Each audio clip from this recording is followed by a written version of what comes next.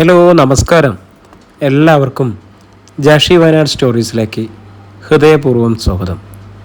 എല്ലാവരും കഥ കേൾക്കാൻ തയ്യാറായിരിക്കും അല്ലേ? അപ്പം അധികം വലിച്ചു നീട്ടാതെ നമുക്ക് നമ്മുടെ നോവലിലേക്ക് തന്നെ പോകാം. ഹൃദയപൂർവ്വം ഫാമിലി ത്രില്ലർ നോവൽ, അധ്യായം 11. നോവൽ തുടർച്ച. വെളുപ്പിന് 5-ന് കോളിംഗ് അലാറം ശബ്ദിച്ചപ്പോൾ എഴുന്നേറ്റ് കുളിമുറിയിൽ കടന്ന് റോജ കുളിച്ച് വേഷം മാറ്റി. അപ്പോഴാണ് കിടക്കയിൽ നിന്നും ഫോണിൻ്റെ ശബ്ദം. ഓടിച്ചെന്ന് ഫോണെടുത്ത് അവൾ പുറത്ത് കിടന്നു. നമ്പർ ശ്രദ്ധിക്കാതെയാണ് കോളെടുത്ത് കാതോട് ചേർത്തത്. റോജ, നീ ഉറക്കായിരുന്നോ? ആലോകയുടെ ശബ്ദം. അല്ല മാം, ഞാൻ കൂടി കഴിഞ്ഞു. എങ്കിൽ റിയലബിൾ അല്ലാത്തൊരു ന്യൂസ് ഉണ്ട്. പോലീസിൽ നിന്നറിഞ്ഞതല്ല, ജോസൻ അറിയാവുന്ന ഒരു ഗുണ്ടാ സംഘത്തിൻ്റെ തലവനെ വെളുപ്പിനെ ഫോണിൽ വിളിച്ചു പറഞ്ഞതാ. എന്താ മാം? റോജ കതച്ചു. ആരെങ്കിലും ഉണ്ടോ നിൻ്റെ അരികിൽ? ഇല്ല, അവൾ പറഞ്ഞു. പക്ഷെ തൊട്ടു പിന്നിൽ ശശിയും ലേഖയുണ്ടായിരുന്നു. അധ്യായം 22. എന്താ മാം? റോജ കരഞ്ഞു. മാലയെ സംബന്ധിച്ച എന്തെങ്കിലും വിവരം കിട്ടിയോ? പിന്നിൽ കാതോർത്തു നിന്നിരുന്ന ശശിയും ലേഖയും പരസ്പരം നോക്കി. അർത്ഥവത്തായി ഒന്ന് തലയാട്ടിയിട്ട് ലേഖ അല്പം കൂടി റോജയോട് ചേർന്ന് നിന്നു. മാലയെ സംബന്ധിച്ചാണോ എന്നറിയില്ല. അലോകയുടെ ശബ്ദം പതറി. നീ ഇന്നലെ പറഞ്ഞതുപോലെ ഒരു ന്യൂസ് ഉണ്ട്. പറയൂ മാം. റോജ കിതച്ചു. ഇവിടെ എടപ്പള്ളിയിൽ ടോളിനടുത്തുള്ളൊരു ഇടയിൽ വെച്ച് ഇന്നലെ സന്ധ്യയ്ക്ക് 7 മണിയായുടെ സുന്ദരിയായ ഒരു പെൺകുട്ടിയെ നീ പറഞ്ഞ തരം ഒരു വണ്ടിയിൽ കൊണ്ടുവന്ന് കാത്തു നിന്നിരുന്ന മറ്റൊരു പാർട്ടിക്ക് ഫലമായി കൈമാറാനുള്ള ശ്രമം നടന്നത്രേ. എന്നിട്ട് പെൺകുട്ടി ബഹളം വെച്ചപ്പോൾ ആ ശ്രമം ഫെയിലായത്രേ. ഇത് ജോസനെ വിവരം അറിയിച്ച ആ ഗുണ്ടാ നേതാവിൻ്റെ റിപ്പോർട്ടാണ്. സത്യമാവണമെന്ന് നിർബന്ധമില്ല. ആ പെൺകുട്ടി രക്ഷപ്പെട്ടോ എന്നറിയില്ല. അവളെ കൊണ്ടുവന്ന വണ്ടിയെ ഫോളോ ചെയ്തു വന്ന ഒരു ചെറുപ്പക്കാരൻ ആ കുട്ടിയെ സ്വന്തം വണ്ടിയിൽ കടത്തിക്കൊണ്ടുപോയി. പോലീസ് ഇതറിഞ്ഞില്ലേ? ജോച്ചൻ ഇന്നലെ ഉച്ച തിരിഞ്ഞ് മമ്മിക്ക് സുഖമില്ലെന്നറിഞ്ഞ് തൃശ്ശൂരായിരുന്നു. നീ ഇന്നലെ വിളിച്ചപ്പോൾ മാലയുടെ കാര്യം ഞാൻ അങ്ങോട്ട് വിളിച്ചു പറയുകയായിരുന്നു. തിരിച്ചെത്തിയതും 12 മണി കഴിഞ്ഞ. വെളുപ്പിനെ ഈ ഗുണ്ടാ നേതാവ് വിളിച്ചു പറഞ്ഞപ്പോഴാണ് അദ്ദേഹം ഈ വിവരം അറിയണത്. വണ്ടികളുടെ നമ്പറുകളൊന്നും ആരും നോട്ട് ചെയ്തിരുന്നില്ല. അതിനു മുൻപ് 3 വണ്ടികളും 3 വഴിക്ക് കടന്നുപോയി എന്ന് മനസ്സിലാക്കേണ്ടത്. ഈശ്വര, റോജ വീണ്ടും കരഞ്ഞു. അത് മാലയല്ലെന്ന് തന്നെ നമുക്ക് വിശ്വസിക്കാൻ കുട്ടി. ഇത്രയും കൃത്യമായി സംഭവിച്ചപ്പോൾ അത് മാലയല്ലെന്ന് ഞാൻ എങ്ങനെ വിശ്വസിക്കും മാം? അത് മാല തന്നെയാണ്. അവളെ നശിച്ചു. അവളെക്കുറിച്ച് എനിക്കൊരു ഒരു പ്രതീക്ഷയില്ല. എന്തൊക്കെ സംഭവിച്ചാലും അവളെ ജീവനോടെ കിട്ടിയാൽ മതിയെന്നായിരുന്നു ഞാൻ ഇതുവരെ പ്രാർത്ഥിച്ചത്. ഇനിയിപ്പോൾ വല്ല അജ്ഞാത ജഡത്തെയും തേടിപ്പോകേണ്ട അവസ്ഥയില്ല ഞങ്ങൾക്ക്. നീ എന്തിനാ റോജ ഇങ്ങനെ നിരാശപ്പെടുന്നത്? ഏതായാലും ജോസൻ ഇതേക്കുറിച്ച് ഇന്ന് വ്യക്തമായി അന്വേഷിക്കും. പോലീസിൻ്റെ കൈവശം രേഖകളൊന്നും ഇല്ലാത്തതുകൊണ്ട് ആ ഗുണ്ടാത്തലവനെ ആശ്രയിക്കാൻ നിവൃത്തിയുള്ളൂ. എനിവേ, ഇന്ന് അസ്തമിക്കും മുൻപ് you will get an answer. അവൾക്ക് എന്തെങ്കിലും സംഭവിച്ചു എന്നാണെങ്കിൽ എനിക്ക് ആൻസർ വേണ്ട മാം. ഞാനും എൻ്റെ അമ്മയും ആത്മഹത്യ ചെയ്യുകയുള്ളൂ. അവളില്ലാതെ ഞങ്ങൾക്ക് ഈ ഭൂമി വേണ്ട. അലോകയിൽ നിന്നും മറുപടി വരാൻ വൈകിയപ്പോൾ അവൾ പറഞ്ഞു, ഞാൻ കട്ട് ചെയ്യാം മാം. ബാങ്കിൽ വരുമ്പോൾ കാണാം. റോജ തിരിയുമ്പോൾ മുന്നിൽ 2 പ്രതിമകളായി ശശിമാമയും ലേഖമ്മയും. ലേഖ പെട്ടെന്ന് പൊട്ടിക്കരഞ്ഞു. നമ്മുടെ മാലയ്ക്ക് എന്തു പറ്റിയതാ മോളെ? നീ ഞങ്ങളുടെ അടുത്തെങ്കിലും ഒന്ന് പറയും. അവൾക്ക് വെറുപ്പാണ് തോന്നിയത്.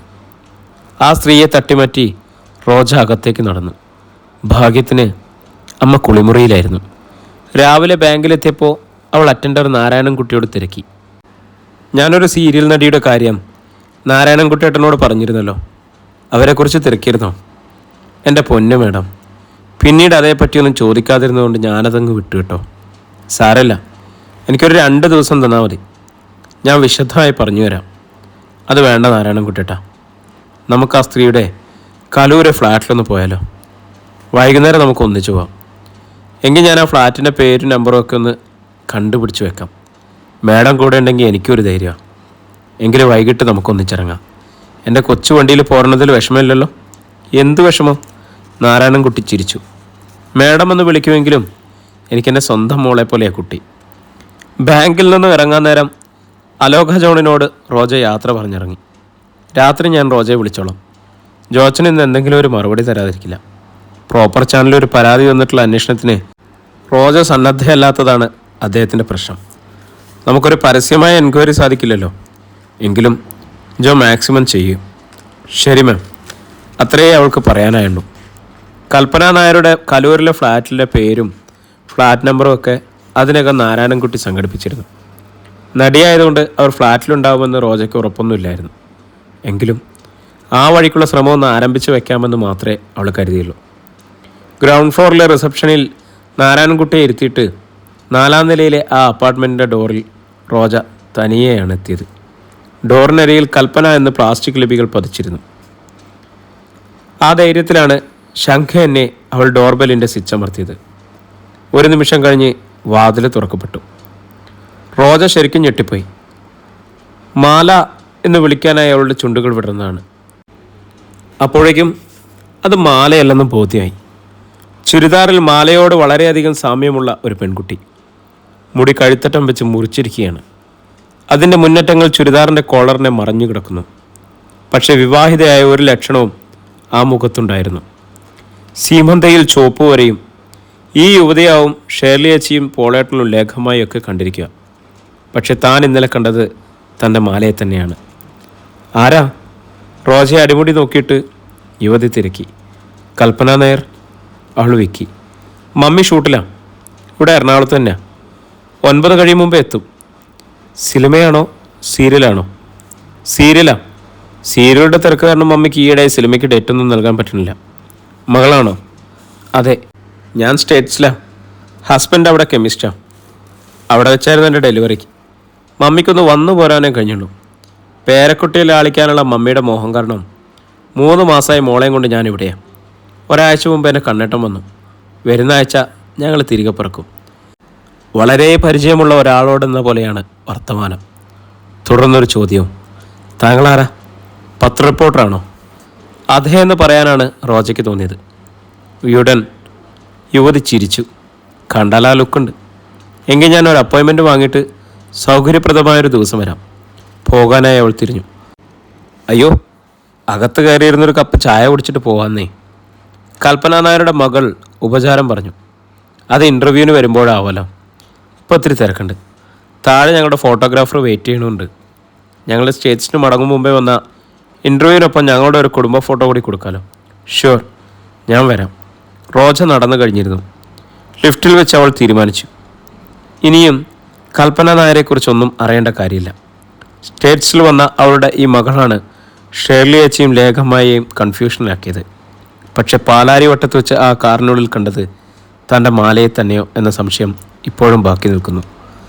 വഴിയിൽ വെച്ച് തന്നെ ഷേർലിയെ വിളിച്ച് റോജ ആ സത്യം അറിയിച്ചു. നടി കൽപ്പന നായരോടൊപ്പം ഷേർലിയച്ചി കണ്ടത് അവരുടെ സ്വന്തം മകളെ ആയിരുന്നു കേട്ടോ. നിനക്കെങ്ങനെ മനസ്സിലായി? ഞാൻ ആ ഫ്ലാറ്റിൽ പോയി അവരുടെ മകളെ നേരിൽ കണ്ടു. ദൂരക്കാഴ്ചയിൽ മാലയെപ്പോലെ തന്നെയുണ്ട്. പക്ഷെ അത് മാലയല്ല ഷേർലിയച്ചി. ഈശോയെ, ഞാൻ വല്ലാതെ തെറ്റിദ്ധരിച്ചു. നിന്നെ ഞാൻ വിഷമത്തിലാക്കി. സാരല്ലേച്ചി. പക്ഷെ മാല ഇപ്പോൾ എവിടെയാണ്? അവൾക്കെന്ത് പറ്റി? എനിക്കറിയില്ല ചേച്ചി. അവൾ കരഞ്ഞു. രാത്രി വൈകിട്ടും റോജ അലോകമാമിൻ്റെ വിളിക്കായി കാത്തു നിന്നു. ഒടുവിൽ അവൾ അങ്ങോട്ട് വിളിച്ചു. മാം, ഈ സമയത്ത് ഡിസ്റ്റർബൻസ് ആയോ? ഇല്ല റോജ, ജോ ഇനി എത്തിയിട്ടില്ല. അതാ ഞാൻ വിളിക്കാത്തത്. അദ്ദേഹം ഇപ്പോഴും അന്വേഷണത്തിലാണ്. നീ പറഞ്ഞ തരം വണ്ടി ഉപയോഗിക്കുന്നവരുടെ ലിസ്റ്റ് എടുത്തു ജോച്ചൻ. അവരുമായി ഫോണിൽ ബന്ധപ്പെട്ടിരുന്നു. ആരും അന്ന് നീ പറഞ്ഞ റൂട്ടിലൂടെ വന്നിട്ടില്ലത്രേ. കളഭാഗം. ഏതായാലും ആ സംഭവം തേച്ചു മായ്ക്കപ്പെട്ടു എന്ന് വേണം കരുതാൻ. ആ വണ്ടിയിൽ നീ പറഞ്ഞതുപോലെ ഒരു യുവതി ഉണ്ടായിരുന്നോ? അവൾക്ക് എന്തെങ്കിലും സംഭവിച്ചോ എന്നൊന്നും അറിയാൻ പറ്റുന്നില്ല. ആ ഗുണ്ടാത്തലവൻ പറഞ്ഞത് ഒരു റെക്കോർഡല്ലേ മാം? അതല്ലേ തമാശ? സംഭവം അയാൾ നേരിൽ കണ്ടതല്ല, പറഞ്ഞു കേട്ടതാ. ഇടപ്പള്ളിയിൽ അത് നടക്കുമ്പോൾ അയാൾ മട്ടാഞ്ചേരിയിലായിരുന്നത്രേ. സോറി മാം, നമുക്ക് നാളെ കാണാം. ഞാൻ അങ്ങോട്ടൊന്ന് ചോദിക്കട്ടെ റോജ? മാല മിസ്സിംഗ് ആണെന്ന് നിനക്കൊരു റിട്ടേൺ കംപ്ലൈൻറ്റ് എഴുതി പോലീസിന് നൽകിക്കൂടെ? ഉടനെ ഒരു അന്വേഷണം ഉണ്ടാവും, ഒരു മറുപടിയും.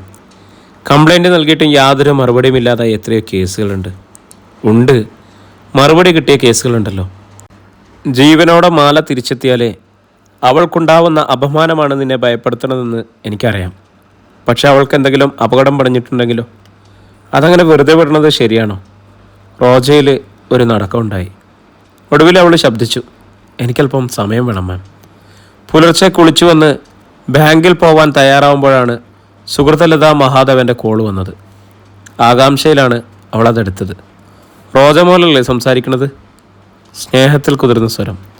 റോജയ്ക്ക് അത്ഭുതമായിരിക്കും. എന്തായിരിക്കും ഈ മാറ്റത്തിന് പിന്നിൽ? ലില്ലി മടങ്ങിപ്പോയിരിക്കുമോ? അതോ മകൻ തിരിച്ചെത്തി സന്തോഷമാണോ? അതേ മാമ, എന്താ വിശേഷം? കാശിവേട്ടൻ്റെ വല്ല വിവരവും? അവൻ്റെ വല്ല വിവരമുണ്ടെന്ന് തിരക്കാനാണ് ഞാൻ വിളിച്ചത്. ലിലി ഇവിടെ ഉള്ളതുകൊണ്ട് അവനിനി ഇവിടേക്ക് വരുമോ എന്നാണ് എൻ്റെ പേടി. സ്വന്തമായി ഒരു വീട് വേണമെന്ന് അവൻ ആഗ്രഹം കാണും. എനിക്ക് അവൻ മാത്രമേ ഉള്ളൂവെങ്കിലും എൻ്റെ പേരിലുള്ള ഈ ഫ്ലാറ്റിൽ താമസിക്കാൻ അവന് മടിയായിരുന്നു. സ്വന്തമായൊരു വീടുള്ള കുട്ടിയെ ഞാൻ വിവാഹം കഴിക്കുമെന്ന് അവൻ പറയുകയായിരുന്നു. അവൾ നിശബ്ദം കേട്ടു നിന്നതേയുള്ളൂ. അവന് വേണമെങ്കിൽ മോളുടെ വീട്ടിൽ താമസിക്കാമല്ലോ, സുഹൃതാമ്മ തുടർന്നു. അതും ടൗണിൽ നടക്കല്ലേ. എന്നിട്ടും എന്തേ അവൻ അവിടേക്ക് വരാത്തത്? ഒരുപക്ഷെ ആ വീട് നിൻ്റെ അമ്മയുടെ പേരിലായതുകൊണ്ടായിരിക്കും. ഇത്രയും ഈഗോ ആൺകുട്ടികൾക്ക് പാടില്ല. എനിക്ക് പക്ഷേ കാശുവേട്ടനെ കുറിച്ച് അങ്ങനെ തോന്നിയിട്ടില്ലമ്മേ. അത് മോൾക്കറിയാൻട്ടാ. അവനൊരു മുൻബന്ധമുണ്ടെന്ന കാര്യവും നീ അറിഞ്ഞിട്ടില്ലല്ലോ. നമ്മൾ പെണ്ണുങ്ങളെപ്പോലെയല്ല ആണുങ്ങളുടെ മനസ്സ്. കല്ല അവരെന്ന് നിശ്ചയിച്ചാൽ അത് തന്നെ നടക്കണം. എനിക്ക് തോന്നണത് നിൻ്റെ ഷെയർ വിറ്റ് ടൗണിൽ അവൻ്റെ പേരിലൊരു ഫ്ലാറ്റ് വാങ്ങണമെന്നുണ്ടാവും. നീ അവൻ്റെ അടുത്ത് അതിന് സമ്മതം ചോദിച്ചു നോക്ക്. അവൻ നിൻ്റെ കാൽച്ചുവട്ടിൽ വരും. ആ സംസാരത്തിലെ ഗൂഢ താല്പര്യം റോജയ്ക്ക് വ്യക്തമായി. അതിൻ്റെ അമർഷവും തോന്നി. മറ്റൊരുത്തിയിൽ ഒരു സന്താനമുള്ള കാര്യം അറിയിക്കാതെ എന്നെ ഈ വിവാഹത്തിൽ കുരുക്കി ചതിച്ചയാൾക്ക് എൻ്റെ കുടുംബ ഷെയർ വിറ്റ് സ്വന്തം വീടുണ്ടാക്കി കൊടുക്കാൻ മാത്രം വിഡ്ഢിയല്ല മമ്മ ഞാൻ. എന്നിട്ട് എൻ്റെ കാലിന് ഒരു മനുഷ്യച്ചവിട്ടും എത്തയും വേണ്ട. ആ മറുപടി അമ്മായിയമ്മയിലൊരു പതർച്ചയുണ്ടാക്കിയത് അവൾക്ക് മനസ്സിലായി. അല്പം ഇടവേളയ്ക്ക് ശേഷമായിരുന്നു സുഹൃതാമ്മയുടെ അടുത്ത ഭാവപ്പകർച്ച. മോളെ, ഈ ലിലി എന്ന് പറഞ്ഞവൾ എത്രയൊക്കെ ആയാലും വലിഞ്ഞു കയറി വന്നോളാ. നീ കാശ്യപിൻ്റെ നിയമാനുസൃതമായ ഭാര്യയും. നിന്നെ തള്ളിയറിയാൻ അവർക്ക് കഴിയില്ല. അവരെന്നല്ല ആർക്കും. നീ വിചാരിച്ചാൽ പോലും കാശ്യപിൽ നിന്നും അത്ര എളുപ്പം നിനക്ക് ഒഴിഞ്ഞു പോകാനും കഴിയില്ല. വിവാഹമോചനം അത്ര നിസ്സാര കാര്യമില്ല. എത്ര തവണ കുടുംബക്കോടതിയിൽ കയറി ഇറങ്ങേണ്ടി വരുമെന്നറിയോ? 2-3 വർഷം മനോവിഷമം തിന്നേണ്ടി വരും. അതുകൊണ്ട് തീരുമോ? ഒരു 2ാം വിവാഹം വേണമെങ്കിൽ പിന്നെ എത്ര പേർക്ക് മുന്നിൽ ചെന്ന് നിൽക്കണം? അങ്ങനെ ഒരുത്തനെ തലയിലെടുത്ത് വെച്ചാലോ? അവൻ മുൻപത്തേക്കാളും ഭയങ്കരനാണെങ്കിലോ? ആ വർത്തമാനത്തിൽ റോജ അല്പം ന്യായം കണ്ടു. അതുകൊണ്ട് സഹിച്ചും ക്ഷമിച്ചും അഡ്ജസ്റ്റ് ചെയ്ത് പോകണതല്ലേ മോളെ നല്ലത്. ജീവിതം എന്ന് പറയണത് ഈ പറയണ നേരത്തിനുള്ളിൽ കഴിഞ്ഞു പോകും. ഒരുപാട് ട്രയൽ നോക്കാനൊന്നും നമുക്ക് നേരം കിട്ടില്ല. ഒരുപാട് ട്രയൽ നോക്കണമെന്ന് എനിക്കുമില്ല. ആ സംസാരം ഒന്ന് അവസാനിപ്പിക്കാൻ അവൾക്ക് തിടുക്കമായി. എന്നുവെച്ച് എൻ്റെ കുടുംബ ഷെയർ വിറ്റും അമ്മയുടെ മകൻ്റെ പേർക്ക് ഫ്ലാറ്റ് വാങ്ങി തന്ന് അഡ്ജസ്റ്റ് ചെയ്യാനും ഞാൻ തയ്യാറില്ല. അക്കാര്യം അവിടെ വെച്ചേ ഞാൻ സൂചിപ്പിച്ചിരുന്നല്ലോ. റോജ ആ കോള് മുറിച്ചു. ആരാ മോളെ? പിന്നിൽ നിന്നും സുഭാഷിണി തിരക്കി. അവൾ കാര്യം പറഞ്ഞു. വേണമെങ്കിൽ നിൻ്റെ ഷെയർ നീ വിറ്റോളൂ കുട്ടി. അങ്ങനെയെങ്കിലും നീ കുടുംബവുമായി ജീവിക്കുന്നത് കണ്ടാൽ മതി അമ്മയ്ക്ക്. ഏതായാലും കല്യാണം കഴിഞ്ഞു പോയില്ലേ മോളെ. ഇനി പിരിയണതിനെക്കുറിച്ച് ചിന്തിക്കണ്ട. അമ്മ മിണ്ടരുത്. റോജ ആ വായി പൊത്തിപ്പിടിച്ചു. ബാങ്കിലേക്കുള്ള യാത്രയിൽ അവൾ MG റോഡിൽ വെച്ച് തൻ്റെ മെപ്പഡിന് മുന്നിലെ 2 വാഹനങ്ങൾക്കപ്പുറം കാശ്യപിൻ്റെ വണ്ടി കണ്ടു. ഈ കാറിലാണ് കാശ്യപേട്ടൻ തന്നെ വീടിൻ്റെ ഗേറ്റിൽ കൊണ്ടുവന്ന് ഡ്രോപ്പ് ചെയ്തിട്ട് പോയത്. ഇത് മറ്റാരും ഉപയോഗിക്കാൻ സാധ്യതയില്ലല്ലോ. അങ്ങനെയെങ്കിൽ കാശ്യപേട്ടൻ യാത്ര കഴിഞ്ഞ് തിരിച്ചു വന്നിരിക്കുമോ? എന്നിട്ടെന്തേ വാക്കു പറഞ്ഞ പ്രകാരം തൻ്റെ അടുത്തേക്ക് വരാതിരുന്നത്? രാവിലെയുള്ള മമ്മയുടെ സംസാരം റോജയുടെ ഓർമ്മയിൽ തികട്ടി. എന്തോ ഒരു ഉപജാപമുണ്ട്. മെപ്പഡിന് മുന്നിലുണ്ടായിരുന്ന 2 വണ്ടികളെയും മറികടന്ന് അവൾ കാശ്യപിൻ്റെ കാറിന് തൊട്ടു പിന്നിലെത്തി. പെട്ടെന്ന് ആ വണ്ടി കാശ്യപിൻ്റെ ഓഫീസ് സ്ഥിതി ചെയ്യുന്ന ഇടറോഡിലേക്ക് തിരിഞ്ഞു. പുറകെ റോജയും. ഓഫീസിൻ്റെ പോർച്ചിലെത്തിയ കാറിൽ നിന്നും കാശ്യപ് ഇറങ്ങി അകത്തേക്ക് മറയും വരെ അവളെ പുറത്ത് കാത്തുനിന്നു. പിന്നിൽ നിന്നായാലും ഭർത്താവിനെ വ്യക്തമായി കണ്ടതോടെ റോജയ്ക്ക് ധൈര്യമായി. അയാളുടെ കാറിന് തൊട്ടു പിന്നിൽ മെപ്പട് നിർത്തിയിട്ട് അവളും ഇറങ്ങി. അധ്യായം 23. ഗ്ലാസ് ഡോർ കടന്ന് അകത്ത് ചെന്നപ്പോൾ റിസപ്ഷനിലുണ്ടായിരുന്ന 35 കഴിഞ്ഞ സുമുഖി റോജയോട് തിരക്കി. ആരെയാണ് കാണേണ്ടത്? കാശ്യപ് സാറിന്. അദ്ദേഹം ഇപ്പോൾ വന്നതേ ഉള്ളൂ. 5 മിനിറ്റ് ലോബിയിൽ വെയിറ്റ് ചെയ്യൂ. ആര് വന്നിരിക്കണമെന്ന് അദ്ദേഹത്തോട് പറയേണ്ടത്? അവസാനത്തെ ചോദ്യം അവളെ കുഴക്കി. എങ്കിലും പെട്ടെന്ന് നാവിൽ സരസ്വതി പ്രവേശിച്ചു. ആരതി. പേര് കേട്ടാൽ അദ്ദേഹം അറിയണമെന്നില്ല. ഞാൻ ആദ്യം വരികയാണ്. Oh yes. സുമുഖി മന്ദഹസിച്ചു. അല്പസമയം ഇരിക്കൂ, ഞാൻ വിളിക്കാം. ബാങ്കിലെത്തേണ്ട സമയമായതിനാൽ ലോബിയിൽ കാത്തിരിക്കുമ്പോൾ റോജ അസ്വസ്ഥയായി ഇടയ്ക്കിടയ്ക്ക് വാച്ചിലേക്ക് കണ്ണോടിച്ചു. 10 മിനിറ്റ് കഴിഞ്ഞപ്പോൾ റിസപ്ഷനിസ്റ്റ് അവളെ വിളിച്ചു. ചെന്നോളൂ, 4th ക്യാബിനാണ്. മുന്നിൽ അദ്ദേഹത്തിൻ്റെ പേരുണ്ടാവും. നിറഞ്ഞ ഉത്സാഹത്തിലാണ് റോജ അകത്തേക്ക് കിടന്നത്. ക്യാബിൻ്റെ ഹാഫ് ഡോർ തുറന്ന് അവൾ ഉള്ളിൽ കിടന്നപ്പോൾ കാശിഫ് സ്വന്തം ലാപ്ടോപ്പിൽ തിരക്കിട്ട് ഏതോ ഫയൽ തപ്പുകയായിരുന്നു. അതിൽ നിന്നും മുഖം തിരിച്ച് അവൻ നടുങ്ങിപ്പോയി. അത് പ്രതീക്ഷിച്ചതിനാൽ റോജയുടെ ചുണ്ടിലൊരു കുസൃതി വിരിഞ്ഞു. റോജ, നീ? കാശിഫ് വെക്കി. കാശിഫേട്ടൻ എപ്പോൾ തിരിച്ചെത്തി? അതോ സ്ഥലത്തിൽ നിന്ന് നടിച്ച് മൊബൈലെല്ലാം ഓഫ് ചെയ്ത് വെച്ചിട്ട് എന്നെ പറ്റിക്കുകയായിരുന്നു? എങ്കിൽ പിന്നെ തിരിച്ചൊരാഴ്ചക്കുള്ളിൽ എത്തുമെന്ന് എനിക്ക് ആശ തന്നത് എന്തിനാ? കാശിഫേട്ടനെ എൻ്റെ ജീവിതത്തിലേക്ക് ഞാൻ തിരിച്ചു വിളിച്ചില്ലല്ലോ. അത് ആഗ്രഹിച്ചതുമല്ല. റോജ, അവൻ്റെ ശബ്ദം ഇടറി. നീ എന്നെ തെറ്റിദ്ധരിച്ചേക്കുക. ഞാൻ എന്താ ഇന്നലെ വന്നതേ ഉള്ളൂ. വന്നയുടൻ നിന്നെ അറിയിക്കാതിരുന്നതും ഫോണുകൾ ഓൺ ചെയ്യാതിരുന്നതും തെറ്റ് തന്നെയാണ്. പക്ഷേ ഇന്നലെയാണോ കാശിഫേട്ടൻ തിരിച്ചെത്തിയത്? കാശിഫിനെ അവൾ സൂക്ഷിച്ചു നോക്കി. റിസപ്ഷനിലെ ലേഡി പറഞ്ഞത് ഒരു നമ്പർ ഇട്ടതാണ് റോജ. ഇന്നലെ എന്ന് പറഞ്ഞതെങ്കിലും സത്യത്തിൽ ഇന്നലെയല്ല മോളെ, ഒരാഴ്ചയായി. ഞാൻ അങ്ങനെ ഒരു കെണിയിൽപ്പെട്ടു. നിന്നെ കാണാനുള്ള കൊതി ഇറക്കിക്കൊണ്ടാണ് ഞാൻ. അധികം നുണകൾ വേണ്ട, എനിക്കെല്ലാം ഊഹിക്കാനാവും. ഇതുവരെ എവിടെയായിരുന്നു എന്ന് പറഞ്ഞാൽ മതി. പൂനെയിൽ. ഓക്കെ. എനിക്ക് ഒരേ ഒരു ആവശ്യമുള്ളൂ താങ്കളിൽ നിന്നും. എത്രയും വേഗം ഒരു ഡിവോഴ്സ്. നഷ്ടമൊന്നും തരണ്ട. ഈ ജീവനും ശരീരവും കേടില്ലാതെ തിരിച്ചു കിട്ടിയല്ലോ, അത്രയും ഭാഗ്യം. എൻ്റെ പൊന്നുമോളെ. ശബ്ദമമർത്തി അവൻ അവളുടെ നേർക്ക് കൈനീട്ടി. എന്നോട് ഇത്രയും ക്രൂരത അരുത്. നീ എൻ്റെ ജീവനാ. പോകുമ്പോഴും ഞാൻ യാചിച്ചല്ലോ എന്നെ ഉപേക്ഷിക്കരുതെന്ന്. ബ്ലെയിമിങ് മതി. റോജ കൈയുയർത്തി. എനിക്ക് പോകണം. ബാങ്കിലെത്തേണ്ട സമയമായി. എന്നെ ഉപദ്രവിക്കാതെ ഡിവോഴ്സിന് തയ്യാറായാൽ ഞാൻ നന്ദി പറഞ്ഞു പിരിയും. അതല്ലെങ്കിൽ ഞാൻ ചോദിക്കാൻ പോകുന്ന നഷ്ടപരിഹാരത്തുക കേട്ട് താഞ്ഞിട്ടു. അവൾ തിരിഞ്ഞു പുറത്തേക്ക് നടന്നു. ബാങ്കിലേക്കുള്ള യാത്രയിൽ റോജയ്ക്ക് തന്നോട് തന്നെ വെറുപ്പ് തോന്നി.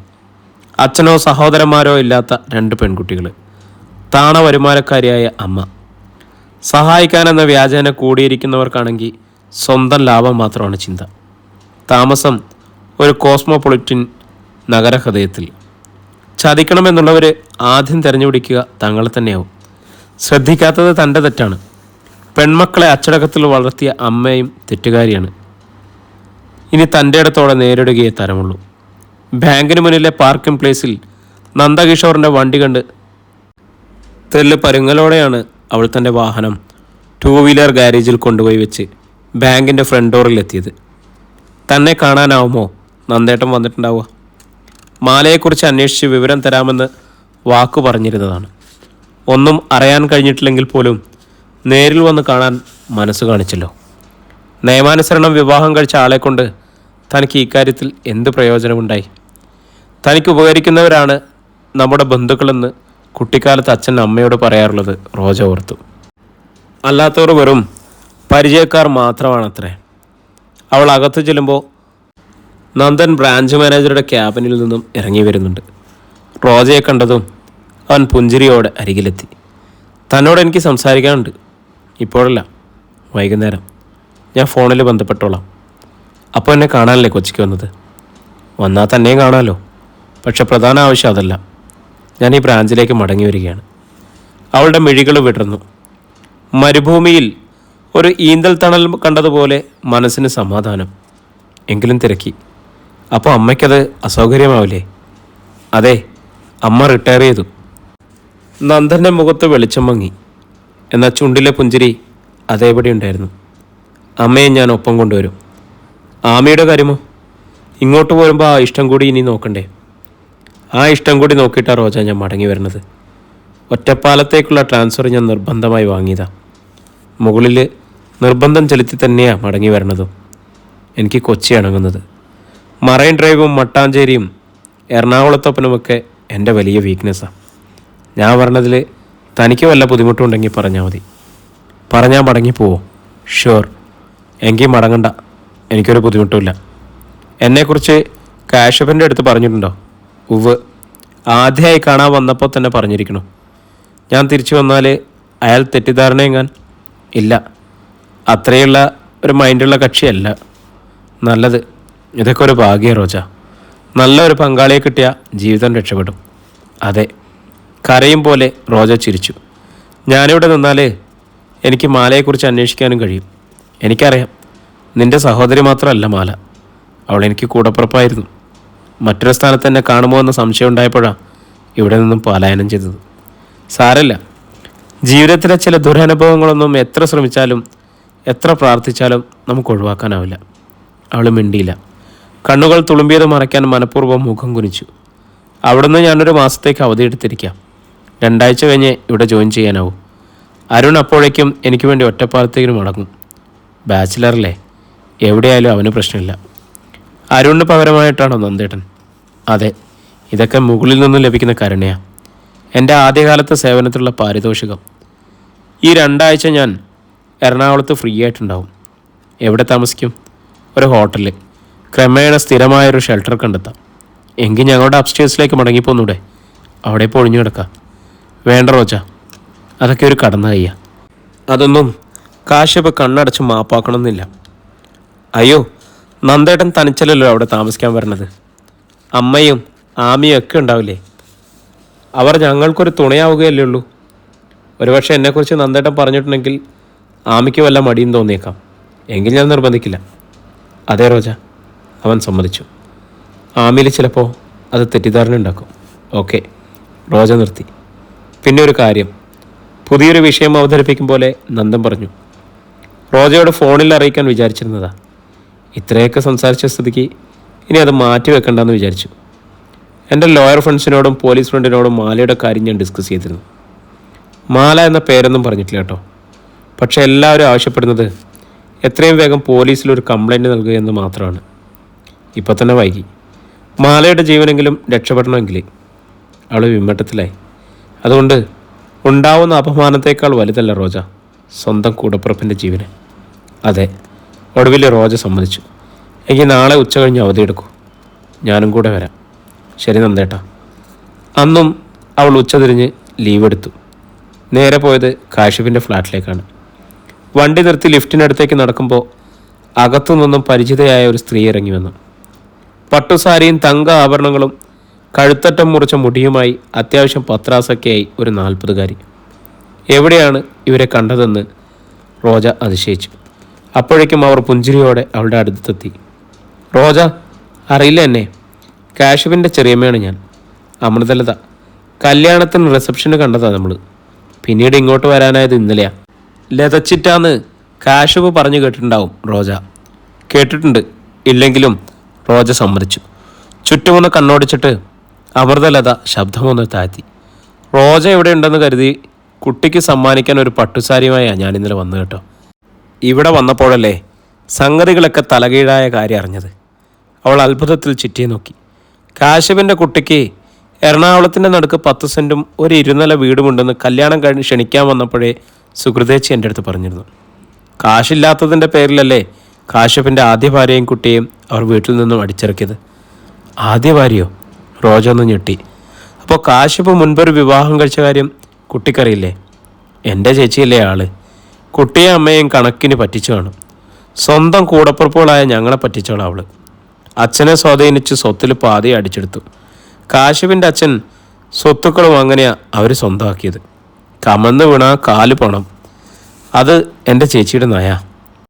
ലിലി എന്നല്ലേ കാശുവേട്ടൻ്റെ ആദ്യ ഭാര്യയുടെ പേര്? അതെ. അതൊക്കെ മോൾ അറിഞ്ഞു. ഒരു പാവം കുട്ടിയായിരുന്നു. കാശില്ലാത്തതിൻ്റെ പേരിൽ അതിനെ ഉപേക്ഷിച്ചത്. പണം കൊണ്ടുവന്നാലും മകനെ ഭാര്യയ്ക്ക് വിട്ടുകൊടുക്കില്ലെന്ന് വാശിക്കാരിയാണ് എൻ്റെ ചേച്ചി. സ്വന്തം കൂടപ്പുറപ്പായി പോയില്ലേ. അതുകൊണ്ട് ഞങ്ങളിതൊന്നും പറഞ്ഞു നടക്കാൻ പറ്റില്ലല്ലോ. ലിലി ഇപ്പോൾ മുകളിലെ ഫ്ലാറ്റിലാണോ ചിറ്റെ? ലിലിയോ? അവളങ്ങ് പൂനെയിലല്ലേ. കാശിപേട്ടൻ വിവാഹിതനായതറിഞ്ഞ് ലിലി ഇവിടേക്ക് വന്നിട്ടുണ്ടെന്ന് മമ്മ പറഞ്ഞു. പച്ചക്കള്ളം. അപ്പോൾ ഇതും പറഞ്ഞാണല്ലേ കുട്ടിയെ എൻ്റെ ചേച്ചി ഇവിടുന്ന് ഓടിച്ചത്. സ്ഥലവും വീടും കാശിപ്പിൻ്റെ പേരിൽ എഴുതി കൊടുക്കാൻ വേണ്ടിയിട്ടുള്ള അടവായിരിക്കും. അങ്ങനെ ഒരു മണ്ടത്തരം കൂടി ചെയ്തേക്കരുത് കുട്ടി. എന്തൊക്കെ കൊടുത്താലും ഒടുവിൽ ഉടുതുണിയോടെ ഇവിടുന്ന് ഇറങ്ങിപ്പോകേണ്ടി വരും. ലിലി വന്ന കാര്യം കാശിപേട്ടന് സമ്മതിച്ചാണല്ലോ. ഒരു കാശിപേട്ടൻ, അവർ ചിരികൊട്ടി.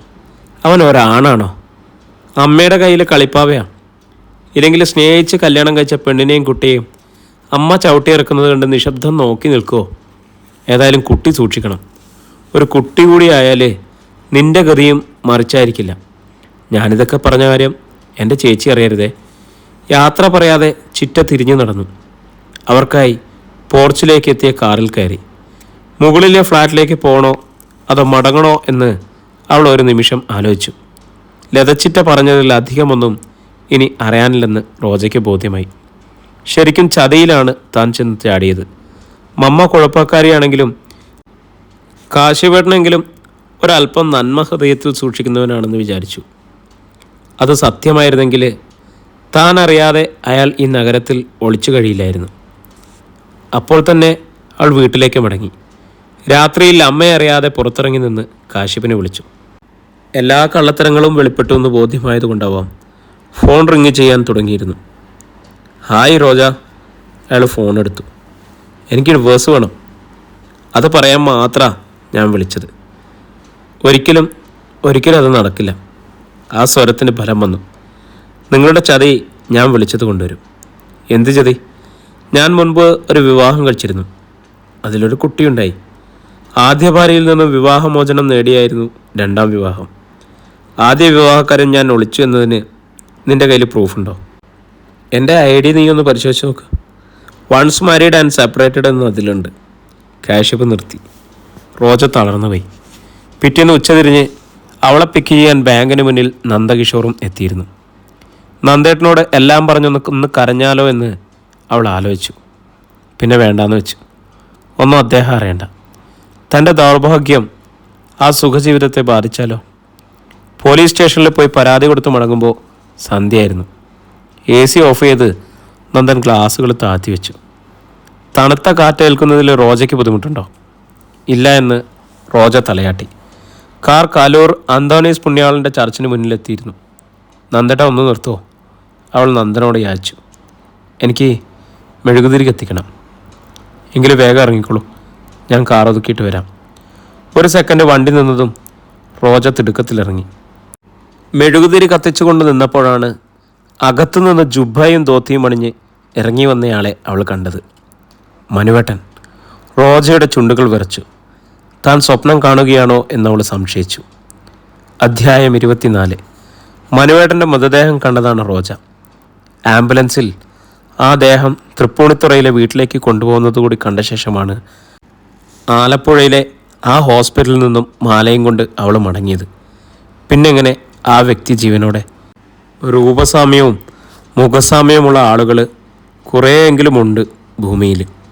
അത്തരത്തിലുള്ള ഇരട്ടകളെ എത്രയോ കണ്ടിരിക്കുന്നു. പക്ഷേ ഇത്ര സാമ്യത? മനുവേട്ടനെ അങ്ങനെ ഒരു ടിൻ ബ്രദർ ഉള്ളതായിട്ട് കേട്ടിട്ട് പോലുമില്ല. ഇത് മറ്റൊരാളാണെന്ന് വിശ്വസിക്കാനും കഴിയണില്ല. എങ്കിലും ഭ്രാന്തിൻ്റെ നാളുകളിൽ മാല ചെയ്തിരുന്നത് പോലെ മനുവേട്ട എന്ന് വിളിച്ച് പുറകെ ഓടാൻ റോജയ്ക്ക് ധൈര്യമില്ലായിരുന്നു. മനുവേട്ടനെ പോലെ തോന്നിയ ആ ചെറുപ്പക്കാരൻ സ്വന്തം കാറിലെത്തി അകത്തു കയറും വരെ അവൾ അങ്ങനെ നോക്കി നിന്നു. പെട്ടെന്ന് ആ വണ്ടി നീങ്ങിയതും തിടുക്കത്തിൽ റോജ അതിൻ്റെ നമ്പർ സ്വന്തം മൊബൈലിൽ ഫീഡ് ചെയ്തു. ആ വാഹനം റോഡിലെ തിരക്കിൽ അപ്രത്യക്ഷമായതിനു ശേഷമാണ് നന്ദകിഷോർ അവളുടെ അരികിലെത്തിയത്. റോജ അപ്പോഴും റോഡിലേക്ക് നോക്കി കണ്ണും മിഴിച്ചു നിൽക്കുകയായിരുന്നു. എന്തുപറ്റി റോജ? അവൻ ചോദിച്ചു. വല്ലാതെ ഭയന്നു പോയതുപോലെയുണ്ടല്ലോ നിൻ്റെ മുഖം. കാണാൻ ആഗ്രഹിക്കാത്ത ആരെങ്കിലും കണ്ടുവോ? അതോ മാല അന്ന് യാത്ര ചെയ്ത ആ വണ്ടിയെങ്ങാൻ ഇതുവഴി കടന്നുപോയോ? എങ്കിൽ പറയ്, നമുക്ക് ഫോളോ ചെയ്യാം. മാലയല്ല. അവളുടെ ശബ്ദം പതറി. മനുവേട്ടൻ. മനുവോ? നന്ദൻ കണ്ണുമിഴിച്ചു. ചേച്ചിയുടെ അസുഖം അനിയത്തിക്ക് ആരംഭിച്ചോ? അസുഖമൊന്നുമല്ല നന്ദേട്ട. ഞാൻ ഈ ക്യാൻഡിൽസ് കത്തിച്ചോണ്ട് നിൽക്കുമ്പോൾ മനുവേട്ടനെ പോലെ തന്നെ ഇരിക്കണം ഒരാൾ. എന്നിട്ട് നീ മനുവേട്ടെന്ന് വിളിച്ച് പുറകെ ഓടിയോ? മനുവേട്ടൻ ജീവനോടെ ഇല്ലെന്നും അതേ ചായയുള്ള മറ്റൊരാളാണെന്നും എനിക്കറിയാമല്ലോ. അതുകൊണ്ട് ഞാനിങ്ങനെ നിശ്ചലം നോക്കി നിന്നതേ ഉള്ളൂ. ഭാഗ്യം. ഒരാളെപ്പോലെ തന്നെ ഇരിക്കുന്ന കുറച്ചു പേർ കൂടി ഭൂമിയിലുണ്ടാകുമെന്ന് നമ്മൾ കേട്ടിട്ടില്ലേ? നീ തന്നെ ഒരു അനുഭവം പറഞ്ഞല്ലോ. മാലയെപ്പോലെ തന്നെ ഇരിക്കുന്ന ഒരു പെൺകുട്ടിയെ തേടി ഒരു സീരിയൽ നടിയുടെ ഫ്ലാറ്റിൽ ചെന്ന് ബ്ലീച്ചായത്. വല്ലപ്പോഴൊക്കെ ഇത്തരം അനുഭവം എല്ലാവർക്കും ഉണ്ടാകും റോജ. ഞാൻ ഏതായാലും അയാളുടെ വണ്ടിയുടെ നമ്പർ നോട്ട് ചെയ്തിട്ടുണ്ട്. നീ സത്യത്തിൽ ബാങ്കിലല്ല, പോലീസിലാണ് കയറേണ്ടത്. ഇൻവെസ്റ്റിഗേറ്റീവ് മൈൻഡാണ് നിൻ്റേത്. ഒരു കാര്യം ചെയ്യാം, നമുക്ക് തൃപ്പൂണിത്തറയുള്ള മനുവിൻ്റെ ആ കൊച്ചച്ഛനെ ഒന്ന് ചെന്ന് കാണാം. അദ്ദേഹത്തിനോ സഹോദരങ്ങൾക്കോ മനുവിൻ്റെ പ്രായത്തിലും ചായയിലും ആൺമക്കളുണ്ടാവും. ഇല്ലെങ്കിൽ മനുവിൻ്റെ ദേഹം ചാമ്പലാക്കി ആ ചിതാസ്ഥാനം ഒന്നും കണ്ടിട്ട് മടങ്ങാം.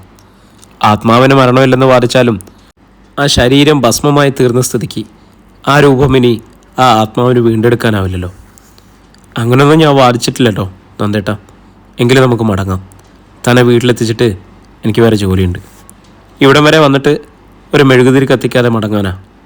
ഓ യെസ്, ഞാനത് വിട്ടു. നന്ദനും ഒരു കൂടെ മെഴുകുതിരി വാങ്ങി രൂപക്കോടിന് മുന്നിൽ കത്തിച്ചു വെച്ചു. കാറിൽ മടങ്ങുമ്പോൾ റോജ ചോദിച്ചു, നന്ദേട്ടൻ വെറുതെ പറഞ്ഞതാണെങ്കിലും നമുക്ക് തൃപ്പൂണിത്തറയിൽ പോയി മനുവേട്ടൻ്റെ ചിറ്റപ്പനെ ഒന്ന് കണ്ടാലോ? ഇന്ന് വേണമെന്നില്ല, മറ്റൊരു ദിവസം. പ്രിയമുള്ളവരെ, നമ്മുടെ നോവല് ഇങ്ങനെ പോവുകയാണ് കേട്ടോ. നാളെ ഇതിൻ്റെ അടുത്ത ഭാഗമായിട്ട് നമ്മൾ വീണ്ടും കണ്ടുമുട്ടും. അതിനിടയിൽ കൂടി ഞാൻ പറയാൻ വിട്ടുപോയൊരു കാര്യമുണ്ട്. നമ്മുടെ സ്ഥിരം പ്രേക്ഷകനായ നിസാർ ഭായും അവരുടെ കുറേ കൂട്ടുകാരും ഒരു ഹായ് പറയാൻ വേണ്ടി പറഞ്ഞിട്ടുണ്ടായിരുന്നു. തുടക്കത്തിൽ പറയാൻ വിട്ടുപോയി. നിങ്ങളെല്ലാവരും കാത്തിരിക്കാമെന്ന് അറിയായിരുന്നു, അതുകൊണ്ട് തന്നെ ഇങ്ങ് പോന്നു. അപ്പം നിസാർ ഭായ്ക്കും സുഹൃത്തുക്കൾക്കും ഒരു വലിയ ഹായ് കേട്ടോ. എല്ലാവരും കേൾക്കുന്നു എന്നറിഞ്ഞാൽ ഒത്തിരി സന്തോഷം, സ്നേഹം. സബ്സ്ക്രൈബ് ചെയ്യാത്ത ആരെങ്കിലും ഉണ്ടെങ്കിൽ ചാനലൊന്ന് സബ്സ്ക്രൈബ് ചെയ്യും. അതേപോലെ നിങ്ങളുടെ വേണ്ടപ്പെട്ടവർക്കൊക്കെ ഒന്ന് ഷെയർ ചെയ്ത് കൊടുക്കുകയൊക്കെ ചെയ്യാം. നിങ്ങളുടെ കമൻറ്റുകൾ കാണുമ്പോഴൊക്കെ ഒത്തിരി സന്തോഷമാണ്. കമൻറ്റുകൾ ചെയ്യാം, ലൈക്ക് ചെയ്യാം. ഒത്തിരി സന്തോഷത്തോടെ സ്നേഹത്തോടെ വീണ്ടും നാളെ ഇതിൻ്റെ അടുത്ത ഭാഗമായിട്ട് നമുക്ക് കണ്ടുമുട്ടാമെന്നുള്ള പ്രതീക്ഷയിൽ ഒത്തിരി സന്തോഷത്തോടെ ശുഭരാത്രി.